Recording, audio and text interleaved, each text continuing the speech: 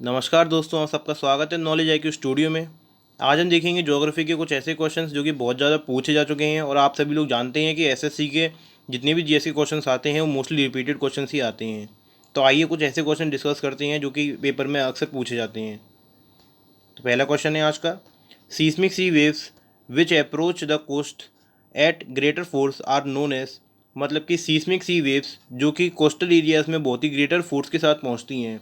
आप देख सकते हैं कोस्टल एरियाज़ जो होते हैं उसमें बहुत ही ग्रेटर फोर्स के साथ पहुंचती हैं, तो उससे क्या होता है, उससे हमारा आता है option number B, tsunami. T capital होता है सुनामी में, याद रखिएगा। जब भी सीस्मिक सी वेव्स जो हैं बहुत ही हाई ग्रेटर फोर्स के साथ, मतलब बहुत ही ज़्यादा फोर्स के साथ कोस्टल एरिया में पहुंचती हैं।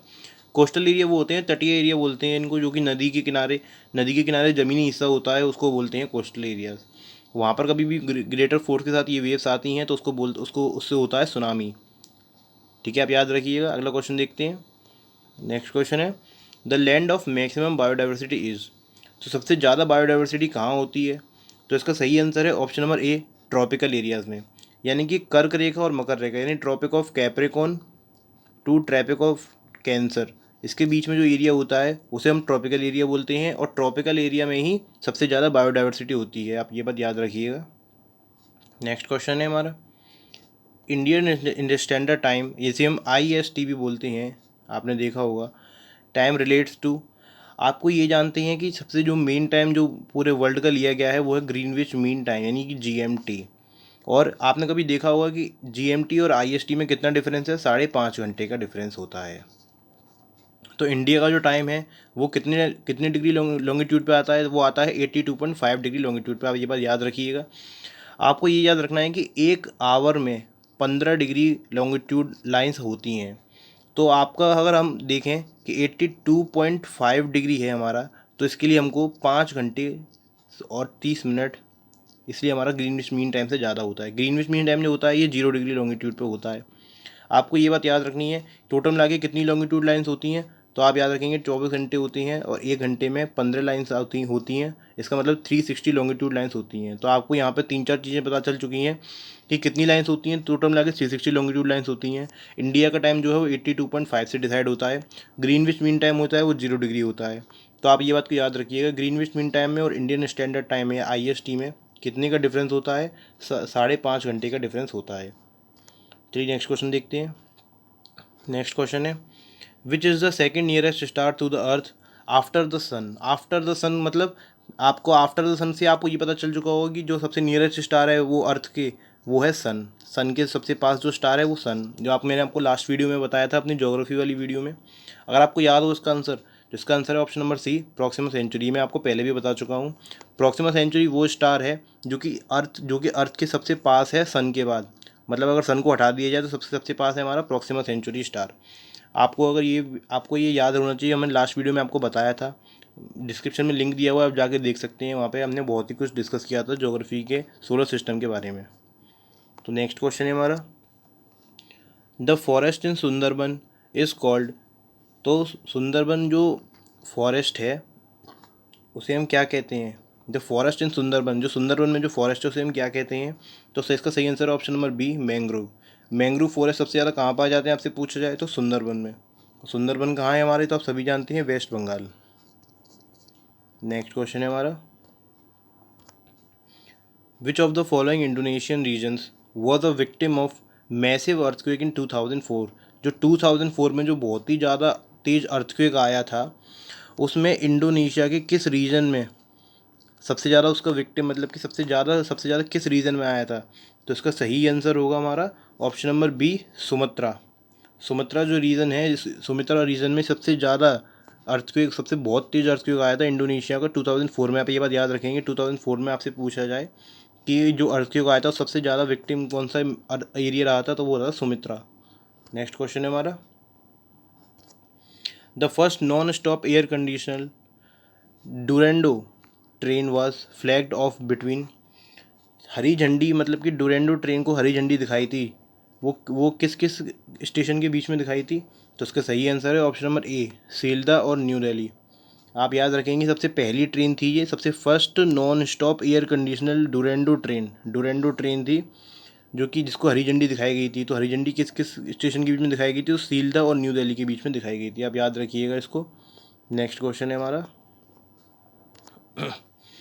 Which one of the following states does not form part of Narmada river basin? इसमें से किस स्टेट, जो कौन सी स्टेट है जो कि नर्मदा बेसिन रिवर बेसिन में पार्ट नहीं करती है? तो जैसा कि आप जानते हैं मध्य प्रदेश तो करती ही है, तो मध्य प्रदेश तो इसका आंसर होगा ही। मध्य प्रदेश और गुजरात क्योंकि ये नर्मदा नदी जो होती है ये हमारी उल्टी बहती है यहाँ से, यानी ईस्ट टू वेस्ट, ईस्ट से वेस्ट की तरफ बहती है। मध्य प्रदेश से होती हुई गुजरात में भी जाती है, महाराष्ट्र में भी जाती है, ये तीनों स्टेटों में जाती है। आपने देखा होगा यहाँ से यहाँ जाती है। अपना जो इंडिया है ऐसे बना हुआ है, उसमें ये यहाँ से यहाँ जाती है, लेकिन इसमें राजस्थान जो यहाँ पे आता है, राजस्थान में ये नहीं पड़ती है। तो हमसे वही पूछा गया था कि कहाँ पर ये फॉर्म नहीं करती है रिवर बेसिन, तो ये राजस्थान में नहीं करती है। आई होप आपको समझ में आ रहा होगा। नेक्स्ट क्वेश्चन है, इस टाइम हम वही क्वेश्चन कर रहे हैं जो कि पहले रिपीट हो चुके हैं, जो कि पहले पहले एग्जाम्स में आ चुके हैं, और ये हमारी फर्स्ट वीडियो है। इसके बाद हम और भी आगे जाके वीडियो बनाएंगे इसके बारे में। जितने भी एग्जाम्स रिपीट, जितने भी क्वेश्चन जो रिपीट हो चुके हैं या आ चुके हैं या आ सकते हैं, हम सभी को आपके सामने लाएंगे। आप सभी उन सभी को देखिए, क्योंकि एसएससी का जो क्या है मेन जो होता है, एसएससी में मोस्टली रिपीटेड क्वेश्चन ही आते हैं। तो नेक्स्ट क्वेश्चन है हमारा, soil erosion on hill slopes can be checked by? तो सॉइल इरोजन होता है जो हिल्स पे, उसकी जो सॉइल होती है उसको उसको किससे चेक किया जाता है, मतलब कि किससे पता लगाया जाता है कि क्या है ये? तो उसका सही आंसर है option number B, terrace cultivation. Terrace cultivation एक प्रोसेस है जिससे पता लगाया जाता है, सॉइल इरोजन के बारे में पता लगाया जाता है। तो हिल्स की होती हैं, हिल्स होती हैं ऐसे करके, उनके जो स्लोप यहाँ पे जो मिट्टी पाई जाती है उसको टेरेस कल्टीवेशन से पता लगाया जाता है। तो नेक्स्ट क्वेश्चन है हमारा, who coined the word geography? Geography word हमारे सामने, जोग्राफी जो एक वर्ड है, मतलब ये सब्जेक्ट तो है हमारा, ये वर्ड किसने हमारे सामने इंट्रोड्यूस किया? तो ये किया था ऑप्शन नंबर बी, इराटोस्थनीज ने। आप इसको याद रखेंगे, बहुत ही लंबा नाम है इराटोस्थनीज।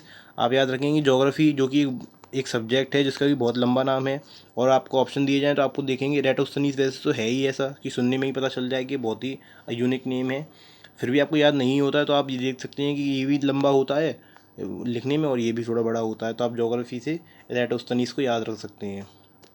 नेक्स्ट क्वेश्चन है हमारा, which of the following is called the ecological hotspot of India? इसमें से क्या इकोलॉजिकल हॉटस्पॉट ऑफ इंडिया है? तो ये तो आपको पता होगा, इसका आंसर पता हो तो आपको 10 सेकंड देता हूँ, आप कमेंट बॉक्स में कमेंट करके बता सकते हैं इसका आंसर, अगर आपको पता हो तो जल्दी से जल्दी कमेंट कीजिए। अगर आपको पता हो तो इसका आंसर तो आपको पता होना चाहिए, इसलिए मैंने ये क्वेश्चन दिया है। तो चलिए मैं इसका आंसर बता देता हूँ। इसका आंसर है ऑप्शन नंबर ए, वेस्टर्न घाट। आप याद रखेंगे, वेस्टर्न घाट को इकोलॉजिकल हॉटस्पॉट ऑफ इंडिया कहा जाता है। इंडिया का इकोलॉजिकल हॉटस्पॉट क्या है? वेस्टर्न घाट। वेस्टर्न घाट तो आपको पता ही होगा, ये हमारा इंडिया है, ऐसे नीचे से जो पेनिनसुला इंडिया है हमारा है, तो यहाँ पे जो वेस्टर्न, जो यहाँ पे जो होते हैं पहाड़ होते हैं, जो रेंज होती हैं सभी, उन्हें वेस्टर्न घाट बोलते हैं। जो यहाँ पर जो घाट होते हैं उन्हें वेस्टर्न घाट बोलते हैं, यहाँ पे जो ईस्टर्न घाट बोलते हैं। आप याद रखिएगा, इसको हमारे को इकोलॉजिकल हॉटस्पॉट बोला जाता है इस एरिए को। तो नेक्स्ट है हमारा, age of earth can be determined by? Age की क्या, अर्थ की क्या एज है, ये कैसे डिटरमाइन किया जाता है? तो ये जो प्रोसेस होती है, इस प्रोसेस का नाम है radiometric dating. Option number B, radiometric dating एक ऐसी वो है, प्रोसेस होती है जिससे अर्थ की एज पता लगाई जाती है सॉइल से। मतलब कि सॉइल देखी जाती है या वाटर देखा जाता है या और भी कुछ देखा जाता है। वाटर का जो पता लगाया गया, तो वो ये पता लगाया गया कि अर्थ से भी ज़्यादा पुराना जो हम पानी पीते हैं वो तो अर्थ से भी ज़्यादा पुराना है। मतलब कि अर्थ बाद में बनी थी, पानी पहले बन चुका था। मतलब कि पानी जो है हमारा अर्थ से भी ज़्यादा पुराना है जो हम पीते हैं। तो सॉइल से पता लगाया जाता है, और ये वाली प्रोसेस, वो जो प्रोसेस होती है जिससे कि अर्थ की एज पता लगाई जाए, उसको बोलते हैं रेडियोमेट्रिक डेटिंग। ये आप बहुत ही इंपॉर्टेंट क्वेश्चन है, बहुत बार क्वेश्चन में आ चुका है, पेपर में आ चुका है, प्लीज़ आप इसको याद रखने की कोशिश कीजिएगा। Next question, how much of earth land surface is desert? Earth का जो लैंड सरफेस है, कितना हिस्सा है जो कि डेजर्ट है? डेजर्ट मतलब रेगिस्तान है। तो ये कितना है? Option number B, 1/5। 1/5 का मतलब है 20%। 20% जो अर्थ का जो लैंड एरिया है, मतलब कि अर्थ में भी जो लैंड एरिया है, मतलब कि जो सिर्फ 30% के अप्रोक्सीमेट लैंड एरिया है, 70% पानी है, जैसा आपने सुना भी होगा। तो उसमें भी 20% जो है वो डेजर्ट ही डेजर्ट है, मतलब कि बेकार, मतलब कि जो डेजर्ट एरिया रेगिस्तानी एरिया होता है जो कि हमारे किसी काम का नहीं होता है, यहाँ पे हम कोई खेती नहीं कर सकते, कुछ नहीं कर सकते, हमेशा सूखा पड़ा रहता है, वहाँ पे कोई रहता भी नहीं है। नेक्स्ट है हमारा रिवर्स इंडस। इंडस नदी ऑरिजिनेट्स फ्रॉम, इंडस नदी कहाँ से पैदा होती है? तो ये होती है हमारी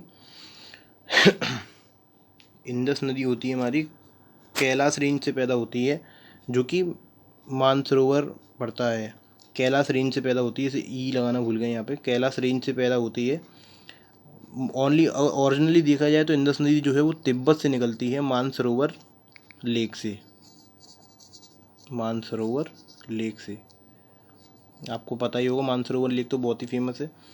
तो इंडस नदी हमारी सबसे मेनली कहाँ से ओरिजिनेट होती है? तिब्बत में होती है और मानसरोवर लेक से होती है। लेकिन आपसे पूछा जाए कि इंडिया में कहाँ होती है, तो आपसे अगर वो ना दे रखी हो, आपको क्या कहते हैं कि आपको ये ऑप्शन ना दे रखी हो, तो आप कैलाश रेंज इसका आंसर लगा सकते हैं। नेक्स्ट क्वेश्चन है हमारा the lowest layer of the atmosphere is. अब जो हमारा जो अर्थ का जो एटमोसफियर होता है, इसकी 5 लेयर होती हैं, 3 4 5, 5 लेयर होती हैं। मैंने आपको बताया था, याद करने का तरीका भी समझाया था, वीडियो का लिंक हमारे डिस्क्रिप्शन में दिया हुआ है, आप जाके देख सकते हैं। तो याद करने का तरीका आपको बताया था कि सबसे जो लोएस्ट जो वो होती है लेयर होती है, उसका क्या नाम होता है? उसका नाम होता है ट्रोपोस्फेयर। ट्रोपोस्फेयर सबसे बाहर जो होती है उसका नाम क्या होता है? एक्सोस्फेयर। याद करने की ट्रिक मैंने आपको बताई थी, अल्फ़ाबेटिकली आप याद कर सकते थे। अल्फ़ाबेटिकली डिसेंडिंग ऑर्डर में आपको याद करना है, जो टी है वो फर्स्ट है, यानी कि सबसे हमारी क्लोजेस्ट है, जो जिसमें हम रहते हैं वो ट्रोपोस्फेयर, और जिसमें वो जो एक्सोस्फेयर सबसे बाहर वाली जो है होती है। नेक्स्ट है हमारा Konkan railway connect. Konkan railway किस किस को कनेक्ट करती है? तो कोंकण रेलवे जो करती है वो रोहा और मैंगलोर को कनेक्ट करती है। अब मैंगलोर तो आप सभी को पता होगा कि कर्नाटक में आता है, कर्नाटका में आता है, लेकिन आपको रोहा नहीं पता होगा। रोहा, तो रोहा मैं आपको बताना चाहता हूँ कि रोहा एक जगह है महाराष्ट्र में, महाराष्ट्र में। आप याद रखिएगा, ये भूलिएगा नहीं, महाराष्ट्र में है, क्योंकि कोंकण जो होता है, आप कोंकण वर्ड देखते ही आप आंख बंद करके इसका आंसर ए लगा देंगे, बट ऐसा नहीं है, ए इसका आंसर नहीं है, इसका आंसर है बी, रोहा और मैंगलोर। आपको ये बात याद रखनी है, रोहा जो है महाराष्ट्र में आता है, रोहा की जगह महाराष्ट्र हो और मैंगलोर की जगह कर्नाटक हो, यानी कि महाराष्ट्र से कर्नाटक लिखा हो, तो भी इसका आंसर वो भी हो सकता है, और रोहा और मैंगलोर भी। वैसे इसका एग्जैक्ट आंसर है रोहा और मैंगलोर। आप याद रखिएगा, गोवा गोवा नहीं लगाएंगे आप कोंकण देख के। नेक्स्ट क्वेश्चन है हमारा bark of this tree is used as a condiment. मतलब कि किस ट्री की, इनमें से इन चारों में से किस ट्री की जो खाल है वो एक मसाले की तरह यूज़ होती है? तो जैसा कि आप जानते हैं, ऑप्शन नंबर ए सिनेमन। सिनेमन को हिंदी में बोलते हैं दाल चीनी। तो आपको तो पता ही चल गया होगा, नाम से ही पता चल गया होगा कि तो हम सब्जियों में डाल के खाते हैं। तो इसमें से ये सिनेमन ऐसा ट्री है जिसकी खाल जो होती है वो हमारे मसाले की तरह यूज़ होती है, इसको दालचीनी बोलते हैं। नेक्स्ट है हमारा the atmospheric air sorry the atmospheric air is held to the earth by. जो एटमॉस्फेयर की जो एयर है वो अर्थ से सटी हुई है, वो किस वजह से सटी हुई है? मतलब कुछ तो कारण होगा कि वो अर्थ के यहाँ पर टिकी हुई है, स्पेस में नहीं जा रही है, वो उसका कारण है ग्रेविटी। जो गुरुत्वाकर्षण होता है उसकी वजह से हमारा जो अर्थ का जो एटमॉस्फेयर है वो बना रहता है। मतलब कि जो गैसेस हैं, मतलब कि नाइट्रोजन होती है, ऑक्सीजन होती है, कार्बन डाइऑक्साइड होती है, तो ये सब जो बनी रहती हैं वो किस लिए बनी रहती हैं?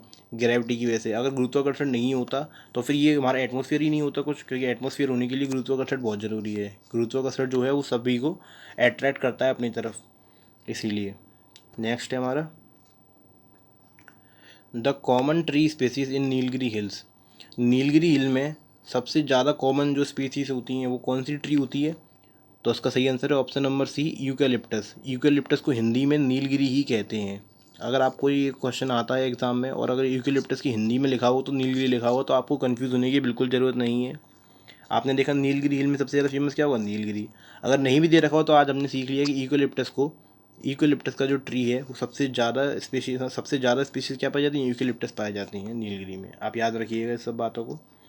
नेक्स्ट है हमारा which is the largest living bird on earth. अभी ये इसका आंसर तो आपको ज़रूर पता होना चाहिए। आप अगर एसएससी की तैयारी कर रहे हैं तो आपको इसका आंसर ज़रूर पता होना चाहिए। आप इसका आंसर कमेंट बॉक्स में कमेंट करें अभी 5 सेकंड में।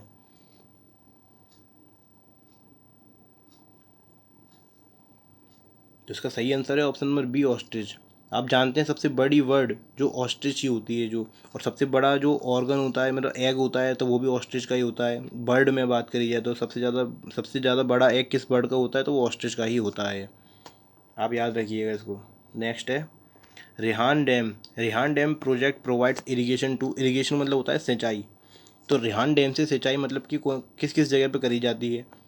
तो इसका सही आंसर है ऑप्शन नंबर सी, उत्तर प्रदेश और बिहार। उत्तर प्रदेश और बिहार दोनों के काम आता है ये रिहान डैम, क्योंकि इन दोनों के बॉर्डर पर ही बना हुआ है। तो दोनों ही स्टेट में इसके द्वारा रिहान डैम के द्वारा जो पानी रोका जाता है उससे सिंचाई में काम आता है। तो नेक्स्ट है हमारा, which is the longest irrigation canal in India. सबसे लंबी इरीगेशन कैनल कौन सी है इंडिया की, तो वो है इंदिरा गांधी कैनल। इसको आप याद रखिएगा, ये मोस्ट इंपॉर्टेंट क्वेश्चन है, काफ़ी बार पूछा जा चुका है एग्ज़ाम्स में, और ज़्यादा टफ भी नहीं है। इंदिरा गांधी कैनल आप याद रखेंगे, इंदिरा गांधी कैनल सबसे लॉन्गेस्ट इरीगेशन कैनल है इंडिया की। नेक्स्ट है हमारी लोकटक। लोकटक लेक। लोकटक क्या होता है आपको ये पता होना चाहिए। लोकटक तो लेक होती है, ये तो आपको पता है। अब लोकटक लेक की स्पेशलिटी क्या है कि ये सबसे बड़ी फ्रेश वाटर लेक है कहाँ की, अपने ईस्ट इंडिया की, नॉर्थ ईस्ट इंडिया की सबसे फ्रेश वाटर लेक है कौन सी, लोकटक लेक। आप याद रखेंगे इसको। अब नॉर्थ ईस्ट इंडिया में कहाँ पड़ती है, तो ये पड़ती है हमारी मणिपुर में। मणिपुर में हमारी पड़ती है लोकटक लेक, आप याद रखेंगे। लोकटक इसके बारे में बहुत ही बार पूछा जा चुका है। लोकटक क्या है, लोकटक एक लेक है। ये क्वेश्चन तो बहुत कम आता है कि लोकटक क्या है, लेकिन ये पूछा जाता है कि लोकटक लेक कहाँ पर है, तो मणिपुर में है। और किस लिए फेमस है, तो ये फ्रेश वाटर लेक है, नॉर्थ ईस्ट इंडिया की सबसे बड़ी फ्रेश वाटर लेक है नॉर्थ ईस्ट इंडिया की। आप ये बात याद रखेंगे। नेक्स्ट क्वेश्चन है हमारा, which city receives the highest cosmic radiation amongst the following. जो कॉस्मिक रेडिएशन होती हैं मतलब कि अल्ट्रा वायलेट रेडिएशंस होती हैं या फिर गामा रेज रेडिएशन होती हैं, तो ये सबसे ज़्यादा जो जो स्पेस से आती हैं, सबसे ज़्यादा इनमें से किस सिटी में आती हैं, जो स्पेस से सीधा अर्थ पर आती हैं, तो सबसे ज़्यादा इसमें से किस सिटी पर इफ़ेक्ट करती हैं, तो वो करती हैं सबसे ज़्यादा चेन्नई पे। आप याद रखेंगे चेन्नई पे सबसे ज़्यादा जो है कॉस्मिक रेडिएशन आती हैं। नेक्स्ट हमारा ये आज का लास्ट क्वेश्चन है, HIV programme in India is also called as. सबसे पहले आप ये जानेंगे कि HIV होता क्या है। तो HIV होता है हाई यील्डिंग वेराइटी। मैं लिख देता हूँ, हाई यील्डिंग वेराइटी। ये हाई यील्डिंग वेराइटी प्रोग्राम, इसको अब क्या कहा जाता है, सबसे पहले हम ये जानते हैं। इसको कहा जाता है option number B, new agriculture strategy. अब ये होता क्या था, सबसे मतलब कि नॉर्मली जो खेती होती है, एग्रीकल्चर होता है, उसको हम ये बोलते थे HYP प्रोग्राम बोलते थे। अब न्यू एग्रीकल्चर स्ट्रेटजी नाम क्यों रख दिया गया, इसमें क्या ऐड हुआ कि इसका नाम ये हो गया। तो इसमें जो ऐड हुआ, नए टाइप के जो सीड्स आए, जो सीड्स लगाने सिंचाई करने की टेक्निक आई, ट्रैक्टर्स आए, इरिगेशन आए, जो फैसिलिटीज़ आई, पेस्टिसाइड्स, फर्टिलाइज़र्स जो आए, ये सब चीज़ों की वजह से इसमें ऐड करी गई इन सब चीज़ों को। तो इसको अब इसका नाम मर्ज के HYP प्रोग्राम का नाम चेंज करके न्यू एग्रीकल्चर स्ट्रेटजी रख दिया गया। तो आप याद रखेंगे कि HYP प्रोग्राम क्या था, हाई यील्डिंग वैरायटी, जो कि क्वेश्चन बहुत ही कम पूछा जाएगा आपसे, यही पूछा जाएगा इसका नया नाम क्या रख दिया गया। तो नया नाम है इसका new agriculture strategy. I hope आपको आज का वीडियो अच्छा लगा होगा। अच्छा लगा हो तो प्लीज़ लाइक कीजिएगा, चैनल को सब्सक्राइब कीजिएगा और अपने दोस्तों के साथ शेयर जरूर कीजिएगा आपको अच्छा लगा हो तो, और बेल आइकन दबाना ना भूलें जिससे हमारी आने वाली वीडियोज़ की नोटिफिकेशन आप तक पहुँच जाए। धन्यवाद, थैंक यू।